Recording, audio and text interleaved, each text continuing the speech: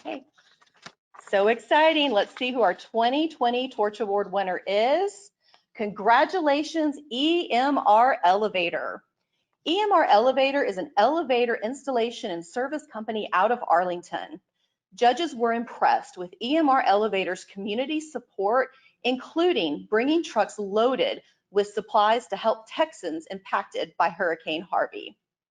Right now, we're going to go live to EMR Elevator for a few comments on their win. Are you there? We are here. Well, congratulations on your win. Do you have a few words you would like to say with us? Thank you, Heather. I'd like to start out by thanking all of our employees for the great job that they do day in and day out and taking care of all of our customers. Without them, we wouldn't be where we are today. I'd also like to send a special congratulations out to all the finalists this year and a special congratulations to our fellow winners.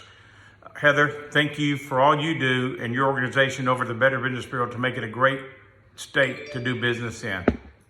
Thank you so much and have a great evening. Well, thank you and congratulations on becoming part of our Torch family.